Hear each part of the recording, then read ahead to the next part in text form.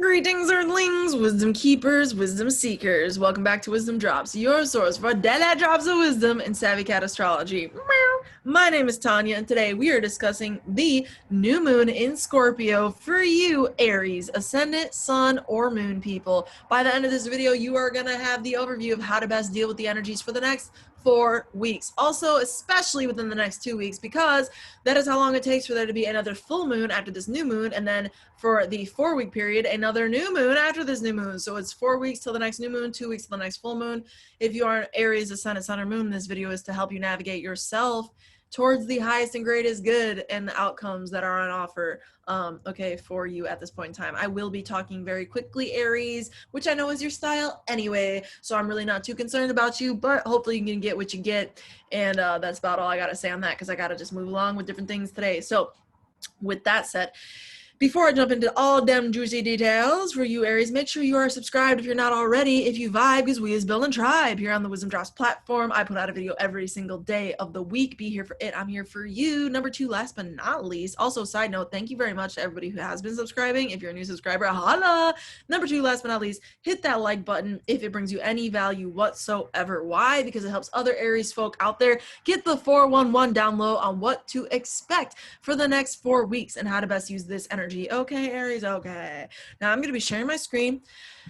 I'm going to set a timer to 3 delicious, juicy, sprintacular minutes. Okay, Aries, and we're off. Go. So this new moon, as I said, is happening in your 8th house, Aries, which is all about psychological transformation and also, yes, loss, and also, yes, other people's resources. Now, because Mercury is there opposite Uranus, this could be, unfortunately, some type of loss, or better yet, more likely than not, some type of psychological transformation and truth-seeking in relationship to themes of occult, in relationship to themes of that which is, you know, deeper and darker and of that more hidden nature in your life. And again, yes, occult studies. So if you are an Aries out there going into the mystery schools, this is a great time to be delving deeper into what you identify as true within those.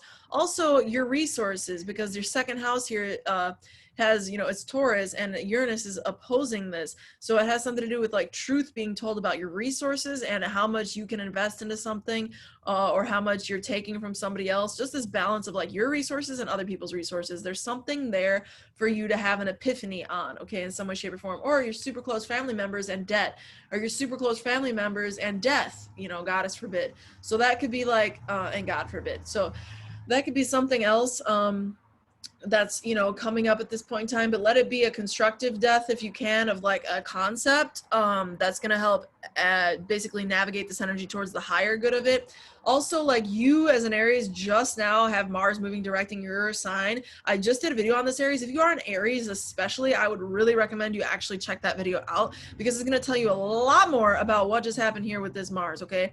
So check that out. I just posted it last week from the point this is being posted. Now, you are likely to come into spats with others, because this is your 7th house with the planet of relationships in it opposing you in your 1st house with the planet of war in it. So this is the classic relationship conflict aspect, and you're literally having it between the relationship houses of the 1st house, Aries, and the 7th house, Libra. So this is going to be super jam-packed relationship, hot and heavy. This could be really passionate sex and really superficial level stuff too, like superficially pleasant relationships that are like very passionate but short-lived, okay? It could also be fights in existing relationships. Go with the Libra aspect of this, y'all. That's my suggestion to you. Let the force of Libra Venus be with you at this point in time. Also, how do you get out of this? If you didn't see my other video I just did on the new moon itself, I recommend you check out that for further information on how to read this chart for you, Aries. But go to the referee point, and I talk about this in that video, but the referee point is ding right there, the apex of all these little triangles that be on the screen, okay? And that is the Pluto Jupiter conjunction in the sign of Capricorn, which is your, yes, that's right, 10th house of legacy and career and what you're doing out in the world.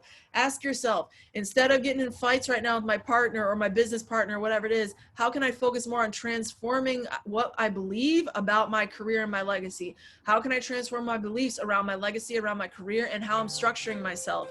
You're being asked, this is a big old process for the last 2 years, to reconstruct how you approach your career and your legacy with the Saturn moving through the sign of Capricorn, which is your 10th house. So be sure you are looking strategically. Pallas Athena is the goddess of strategy, kind of like the feminine vibration of Mars, right? conjunct here at the parte as well. So be transforming and direct all that aggro energy, Aries, into like, what am I doing long term? How am I building something that's worth building? How am I building a legacy? How am I building my career? Redirect. It's all about redirecting that and starting off those new beginnings with deeper psychological epiphanies in relationship to resources, your resources and other people's, in relationship to hidden knowledge that is occult, okay?